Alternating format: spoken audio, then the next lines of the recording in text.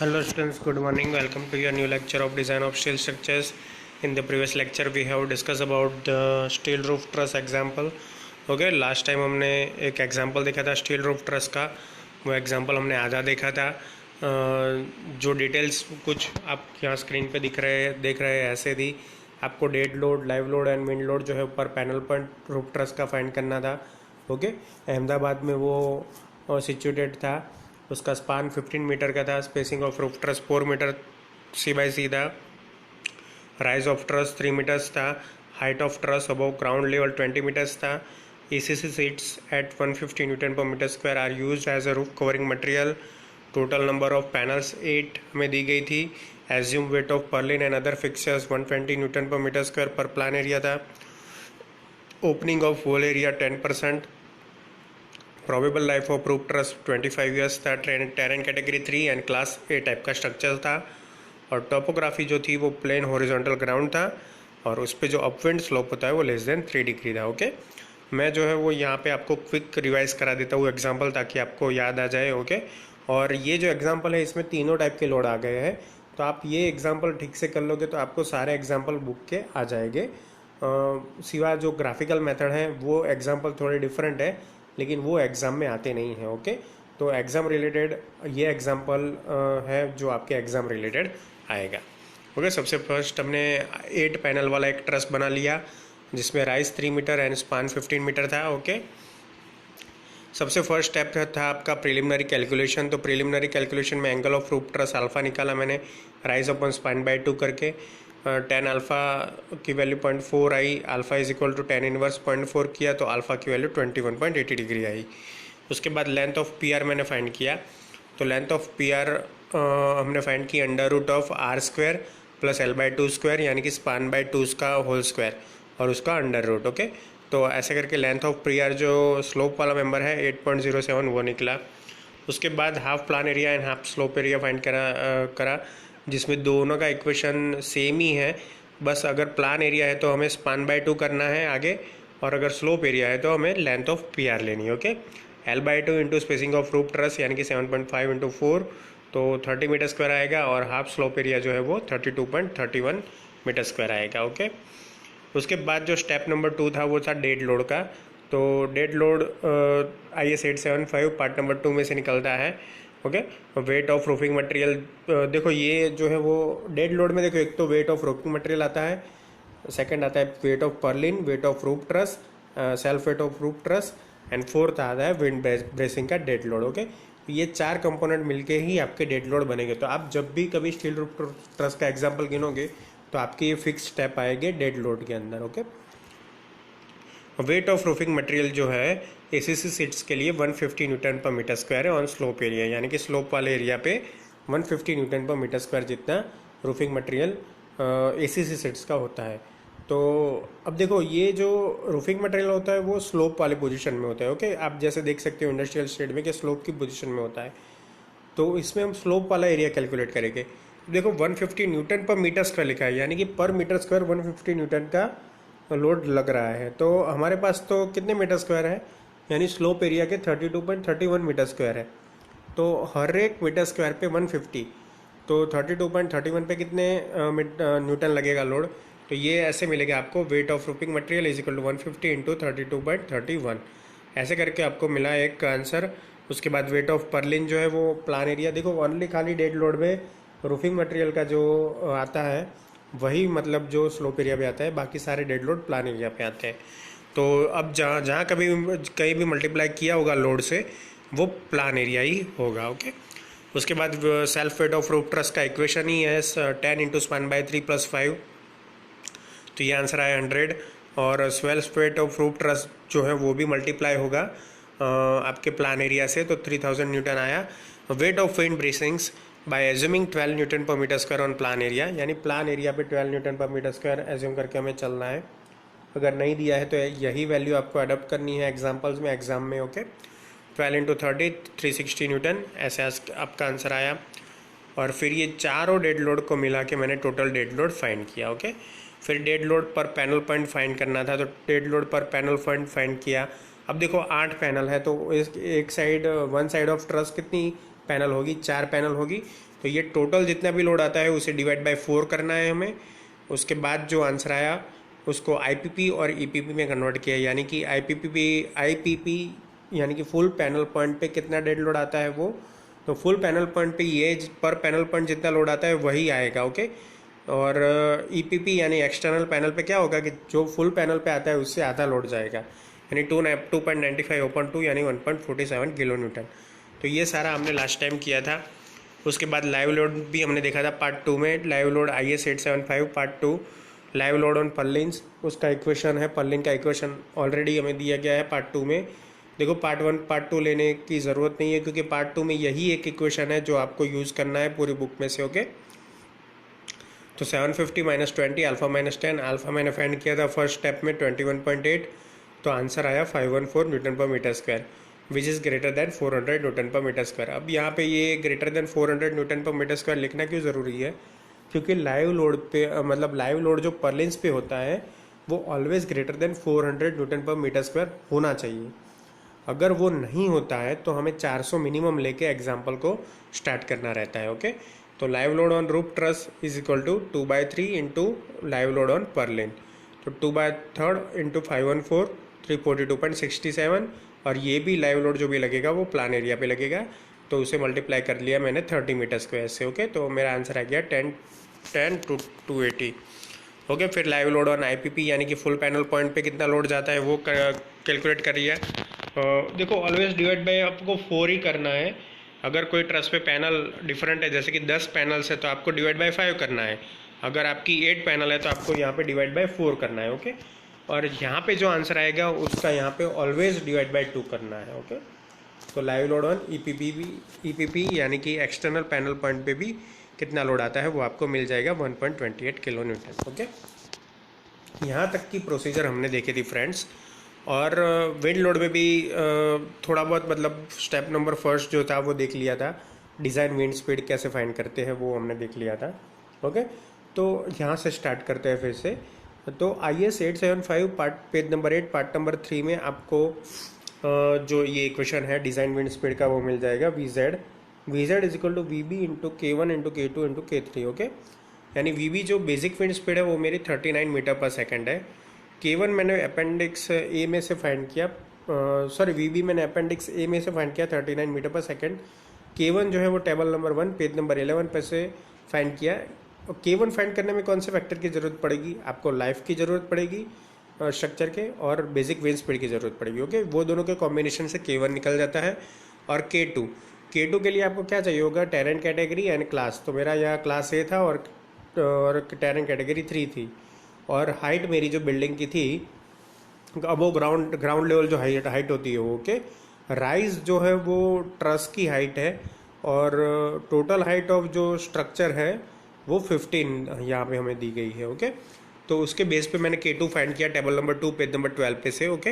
Last time मैंने video में बताया था कि K1 K2 कैसे फाइंड करते हैं।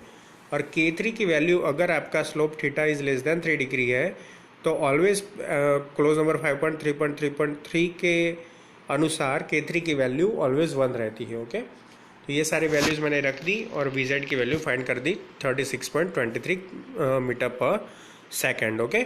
तो यहाँ तक का पोर्शन हमने देखा था लास्ट लेक्चर्स में, लेकिन आपको पूरा रिमाइंड हो जाए इसलिए मैंने ये फिर से आपको रिपीट करवाया, ओके स्टूडेंट्स।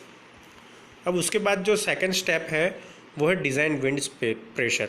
अब ये डिज़ाइन विंड्स प्रेशर जो है उसे PZ से डिनोट करते हैं, और PZ का equation page number 12 close number 5.4 पे दिया हुआ है। अब देखो ये IS 875 में ये सारे पेज नंबर 11 12 जो है उसमें कंटिन्यूस आपको डिज़ाइन के पूरे एग्जाम्पल दे दिए हैं, यानी आपको कुछ याद रखने की ज़रूरत नहीं है। आपको ओनली खाली IS कोड में से लेना है वैल्यू और इसमें इक्वेशन में पुट करना है, ओके। इक्वेशन भी आपको याद रखने नहीं है और उसकी वैल्यू भी आपको याद रखने की नहीं है।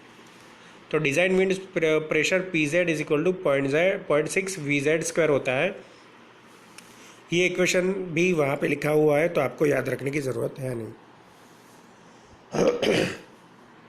PZ is equal to 0.6 VZ square, और VZ मेरा आगे के स्टेप में मिला था 36.23 उसका होल स्क्वायर। इतना आप कैल्शियम में परफॉर्म करोगे फ्रेंड्स तो PZ मिल जाएगा 787.5 न्यूटन पर mm स्क्वायर। उसके बाद विंड लोड एफ है, तो विंड लोड एफ का इक्वेशन है सी पी प्लस और minus C P I into A into P Z. Okay, अब ये C P E and C P I क्या है वो हम देखते हैं फ्रेंड्स। देखो सी पी ई जो है तो E for external, P for pressure and C for coefficient, यानी कि एक्सटर्नल प्रेशर कॉफिशिएंट को हम सी पी ई बुलाते हैं और इंटरनल प्रेशर कॉफिशिएंट को सी पी आई बुलाते हैं। ओके, अब जो सी पी ई है वो हमें H/W के रेशियो से मिल सकता है। ओके, कैसे मिल सकता है वो हम देखेंगे, कोड में देखते हैं कि कोड में क्या मतलब प्रोवाइडेशन हमें दी गई है। ओके, तो देखो आप यहाँ पे आ जाओगे कोड में, हाँ तो यहाँ पे आप कोड में आ जाओगे, आपका क्लोज नंबर यहाँ पे लिखा हुआ है और टेबल नंबर 3 है external pressure coefficient C P. तो ये यहाँ पे सी पी का पूरा टेबल दिया हुआ है वो आपको। ओके, तो ये टेबल पे से जो है वो वैल्यू निकलती है। तो हमें सबसे फर्स्टली क्या करना है, हमें H/W की वैल्यू निकालनी है। क्यों? क्योंकि H/W की वैल्यू के ऊपर से आपके 3 केस होते हैं। एक फर्स्ट केस जो है वो ये है, सेकंड केस ये है और थर्ड केस ये है। ओके, तो आपको सबसे पहले तो H/W के रेशियो के ऊपर से डिसाइड करना है कि आपका केस कौन सा है। ओके, अगर H/W लेस देन और इक्वल टू 1/2 आता है, यानी 0.5 से कम आता है H/W, तो आप केस नंबर 1 में हो, तो आपको वैल्यूज़ जो है यहाँ से फाइंड करनी है पहली रो से। अगर आपका H/W 0.5 और 1.5 के बीच में है तो आपको केस 2 में जाना है, और अगर आपकी वैल्यू 1.5 और 6 के बीच में है, ओके, तो आपको रो नंबर 3 में जाके CPE और CPI जो है वो फाइंड करने होते हैं। ओके, तो इसलिए ये टेबल बहुत ही इम्पोर्टेंट है फ्रेंड्स।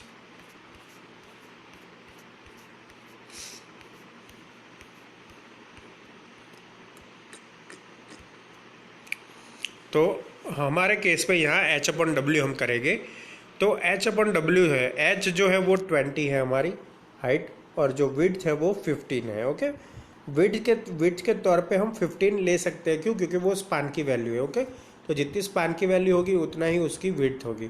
तो H/W यानी कि 20/15 इज इक्वल टू 1.33, यानी कि वो केस 2 होगा आपका।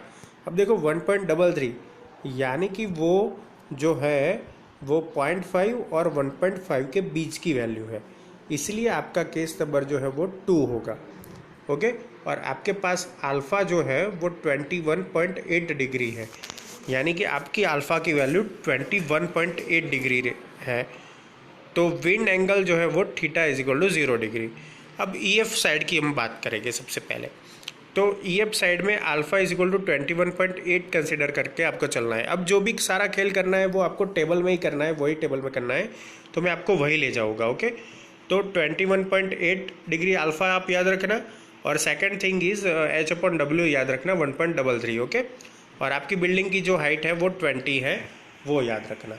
तो इतनी चीज़ें साथ पे लेके आपको वो टेबल पे चलना होगा, ताकि आपको पता चले कि वैल्यू कहाँ से आती है। आपका केस नंबर 2 जो है वो डिफाइन हो गया। ओके, अब देखो यहाँ पे जो है वो आपको मतलब डिग्रीज दी है एंगल की, जो रूफिंग एंगल होता है अल्फ़ा, उसकी डिग्री दी हुई है 0, 5, 10, 20, 30, 45 एंड 60। ओके, तो इसमें जो है वो अपना जो रीजन आता है, अपना रीजन जो आता है, मैं थोड़ा जूम करके दिखाता हूँ, तो वो 21.8 डिग्री आता है, यानी 20 और 30 के बीच में आता है अपना एंगल। ओके, हमें यहाँ wind angle theta is equal to 0 and wind angle theta is equal to 90 degree, both angle के लिए जो चारों चार साइड है उसकी वैल्यू निकालनी है, EF side, GH side, EG और FH साइड। ओके, तो यहाँ 20 और 30 यानी कि हमारे पास ये मतलब 8 वैल्यूज़ है। ओके, ये 8 वैल्यूज़ में से हमें वैल्यू लेनी है। सबसे पहले EF साइड की हम बात करेंगे। तो EF साइड में क्या होगा, देखो यहाँ पे जो है वो -0.7 वैल्यू है 20 की, और 30 की वैल्यू जो है वो 0.2 है, -0.2 है। ओके, और अपना जो एंगल है वो 21.8 डिग्री है, यानी 20 और 30 के बीच में है। तो जब ऐसा केस आता है कि आपको टेबल में से मतलब पूरी वैल्यू नहीं मिलती है, फुल वैल्यू नहीं मिलती है, तब आपको क्या करना है, आपको इंटरपोलेशन का यूज़ करना होता है। ओके, तो इंटरपोलेशन क्या है मैं वो आपको बताता हूँ। तो वैल्यूज़ जो है वो हमने यहाँ से ले ली 0.7 एंड 0.2 माइनस माइनस। ओके, और आगे देखते हैं क्या करते हैं। अब देखो यहाँ पे हमें इंटरपोलेशन करना पड़ेगा बिटवीन 20 एंड 30 डिग्री। ओके, तो मैंने यहाँ साइड में लिखा हुआ है आपकी मतलब फैसिलिटी के लिए, क्योंकि बुक में ऐसा आपको एक्सप्लेनेशन जो है वो नहीं दिया होगा। ओके, देखो 20 जब आपका एंगल होता है तब जो वैल्यू होती है वो -0.7 होती है, और जब 30 होता है तब उसकी वैल्यू -0.2 होती है। यानी 20 से अगर हम 30 जाएंगे तो जो वैल्यू जो है वो -0.7 से -2 हो जाएगी। ओके, तो हमें सबसे पहले ये दोनों के बीच का डिफरेंस निकालना है और ये दोनों के बीच का डिफरेंस निकालना है। ओके, तो यहाँ ये दोनों के बीच का डिफरेंस कितना है 10, और यहाँ ये दोनों के बीच का डिफरेंस है 0.5। ओके, और हमारा एंगल कौन सा है 21.8 डिग्री। तो जो लोअर बाउंड्री है 20 और 21.8 के बीच में कितना डिफरेंस है 1.8। तो अगर 10 के डिफरेंस पे यहाँ 0.5 का डिफरेंस आता है तो 1.8 डिफरेंस पे कितना डिफरेंस आएगा, ऐसे आपको मतलब जो है वो इक्वेशन रखना है और उसके ऊपर से डिफरेंस जो है वो निकालना है। यानी 1.8 यहाँ पे क्रॉस मल्टीप्लिकेशन होगा 1.8 इंटू 0.5 अपॉन 10 यानी 0.009। ओके, तो यहाँ पे हमारा जो आया वो आया 0.009। ओके, इतना यहाँ पे पता चला। ओके, हमको कि 10 के डिफरेंस पे 0.5 आता है तो 1.8 के डिफरेंस पे कितना डिफरेंस आएगा, तो वो डिफरेंस आया 0.09। अब यहाँ आप आ जाओ, देखो पहली वैल्यू थी -0.7 ओके और -0.2। अब माइनस के स्केल में आप देखोगे तो -0.7 इज़ लोअर देन -0.2, यानी कि 20 से 30 जाएंगे हम तो वैल्यू जो है वो बढ़ रही है, वैल्यू का इंक्रीमेंट हो रहा है। ओके, तो यहाँ पे हम CP कैसे निकाल सकते हैं। देखो CP 20 के लिए -0.7 था और जो डिफरेंस 1.8 का था वो 0.09 का था। ओके, तो जो डिफरेंस आया ये इसमें ऐड करना पड़ेगा। क्यों? क्योंकि 20 से 30 जाते हैं तो हम वैल्यू इंक्रीज़ होती जाती है। अगर यहाँ पे वैल्यू डिक्रीज़ होती तो मैं यहाँ पे माइनस लगाता। ओके, डिफरेंस के लिए। तो ऐसे CP = -0.7 + 0.09 फाइंड करते हैं और ये दोनों का एल्जेब्रिक सम करके जो डिफरेंस आया वो मुझे मिला 0.61। CP = -0.61। ओके, वैसे GH साइड के लिए, अब देखो GH साइड के लिए CP फिक्स है -0.5 इसलिए डायरेक्ट लिख लिया। अब विंड एंगल थीटा = 90 डिग्री के लिए EG साइड जो है alpha = 21.8 degree, CP -0.8 and FH side के लिए फिर से इंटरपोलेशन करना पड़ा। ओके, तो इंटरपोलेशन करके जो वैल्यूज़ आई वो मैंने रख दी और CP की मतलब 4 वैल्यू मेरे पास आ गई। ओके, अब उसके बाद जो है वो CPI हमें लेना है कि CPI क्या है। तो CPI जो है वो इंटरनल प्रेशर कोफिशिएंट है जो कि वॉल ओपनिंग पे से पता चलता है। अब देखो वॉल ओपनिंग 10% हो तो क्लोज नंबर 6.2.3 के ऊपर से आपको एक टेबल मिलेगा जिसमें वॉल ओपनिंग अगर 10% है तो CPI की वैल्यू ±0.5 लेनी है। ओके, अब CP की 4 वैल्यू है मेरे पास। एक तो है -0.636, एक है -0.8, दूसरी जो है वो है -0.5 एंड जो लास्ट वैल्यू जो है वो -0.61 है। ओके, तो ये 4 में से जो सबसे छोटी वैल्यू है वो हमें लेनी है, यानी सबसे छोटी वैल्यू -0.8 होगी क्योंकि माइनस में सारी वैल्यू है।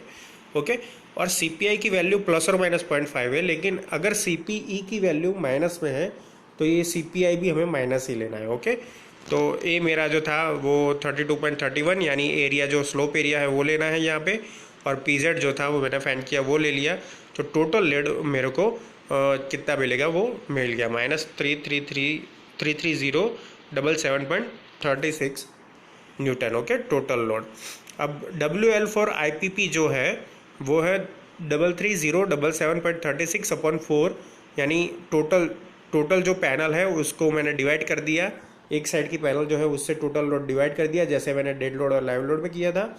ओके, तो मेरा जो IPP का लोड है यानी इंटरनल पैनल पॉइंट का लोड जो है वो 8.27 किलो न्यूटन आया wind load, and wind load for EPP = ये जो मेरा आंसर आया 8269.34 उसके डिवाइड बाय मैं 2 करूँगा तो उसका आंसर आ जाएगा 4.13। ओके, तो अब जो फाइनल रिजल्ट है मेरा वो डेड लोड है 2.95, dead load always downward side लगता है, लाइव लोड जो है वो 2.57 वो भी डाउनवर्ड लगता है, और WL जो है पर पैनल पॉइंट वो 8.27 है और वो जो है वो थोड़ी इंक्लाइन पोजीशन में लगेगा, इसलिए ये एरो जो है वो हमें वर्टिकल नहीं बनाना है, थोड़ा इंक्लाइन बनाना है।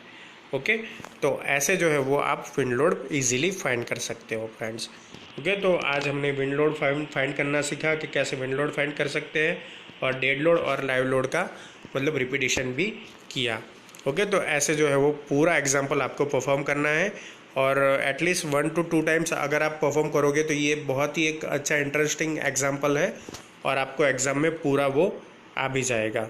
ओके स्टूडेंट्स, तो आज के लिए यहाँ तक। नेक्स्ट लेक्चर में हम देखेंगे मतलब नेक्स्ट टॉपिक देखेंगे। Okay students, thank you for watching and keep watching for updating videos of design of steel structures. Thank you.